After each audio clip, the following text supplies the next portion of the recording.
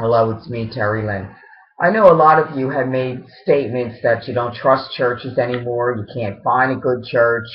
You don't even know if you believe in God and Jesus anymore. You don't go to church anymore because the churches hurt you. Make a list. Make a list. Look, there might be a reason. And you're probably seeing things that are truly legitimate reasons for what you're going through. But make a list. Make a list. Why don't you like the churches? What did they do? When you went through a hard time, did they not give you food? Did they not help you?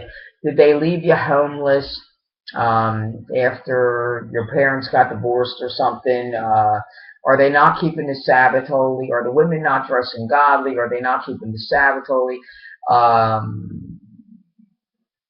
You sense ungodliness there. A lot of people do.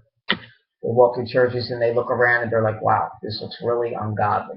Look at the people backbiting and gossiping and this and that. Or, wow, when I was in trouble, lost my job, they didn't help me, but when I tithed, I would give my 10%. Or, maybe I didn't, but they didn't help me. They're supposed to be a church family. They let me down.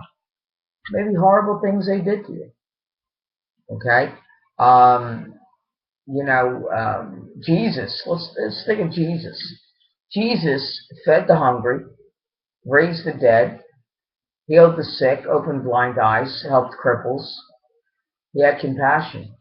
He forgave the prostitutes. He forgave the evil people, but he preached to really pray and keep sin out, to abide in the vine, to abide in him. We are living in truly ungodly times. It's horrible that we're living in this society. We are living with people that think it's okay to have sex out of marriage, that think it's okay to bust up marriages, who think it's okay to aggravate people. Well, granted, some people, I think, were definitely not meant to be married. I mean, I met people that had visions or warnings to not marry somebody but didn't know what to do. That was not joined by God. That was God trying to help you, but you didn't have proper leadership.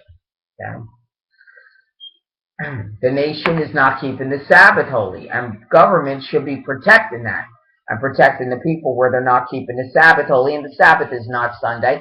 I mean, I've had to minister to pastors where they're like, we need your help. We know you're the Lord's servant. Then when I talk about the Sabbath, they're like, oh, no. Sunday's the Sabbath now. And they have no wording in the Bible or anywhere in order to back it. False teachers, they're confused. It's why the Lord sent me to them. But what I'm saying is, listen, miracles happen. We have to pray. Some of you are surrounded around ungodly people. I know I am. I know I hate it.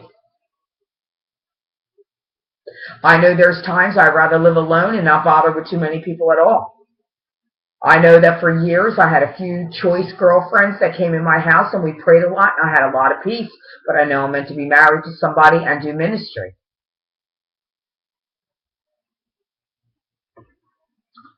Okay?